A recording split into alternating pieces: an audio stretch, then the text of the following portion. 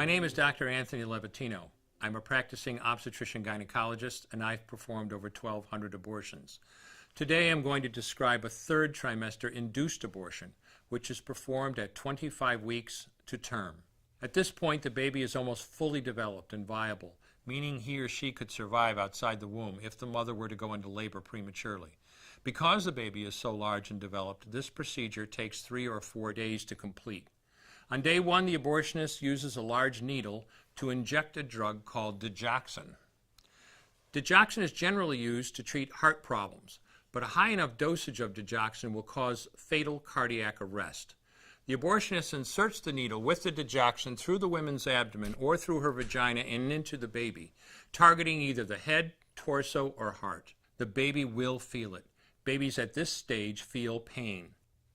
When the needle pierces the baby's body and the digoxin takes effect, the life of the baby will end. The abortionist then inserts multiple sticks of seaweed called laminaria into the woman's cervix. They will slowly open up the cervix for delivery of a stillborn baby.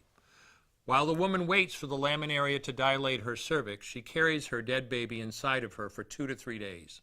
On day 2, the abortionist replaces the laminaria and may perform a second ultrasound to ensure the baby is dead. If the child is still alive, he administers another lethal dose of digoxin. The woman then goes back to where she is staying while her cervix continues to dilate. If she goes into labor and is unable to make it to the clinic in time, she will give birth at home or in a hotel. In this case, she may be advised to deliver her baby into a bathroom toilet. The abortionist then comes to remove the baby and clean up.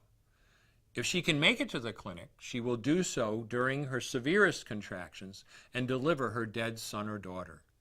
If the baby does not come out whole, then the procedure becomes a D&E, a dilation and evacuation, and the abortionist uses clamps and forceps to dismember the baby, piece by piece. Once the placenta and all the body parts have been removed, the abortion is complete. Late-term abortions have a high risk of hemorrhage, lacerations, and uterine perforations, as well as a risk of maternal death. Future pregnancies are also at a greater risk for loss or premature delivery due to abortion-related trauma and injury to the cervix. As I mentioned at the beginning, I'm Dr. Antъни Levatino, and in the early part of my career as an OBGYN, I performed over 1,200 abortions. One day, after completing one of those abortions, I looked at the remains of a preborn child whose life I had ended, and all I could see was someone's son or daughter. I came to realize that killing a baby at any stage of pregnancy for any reason is wrong. I want you to know today, no matter where you're at or what you've done, you can change. Make a decision today to protect the preborn. Thank you for your time. I will no longer do any more abortions.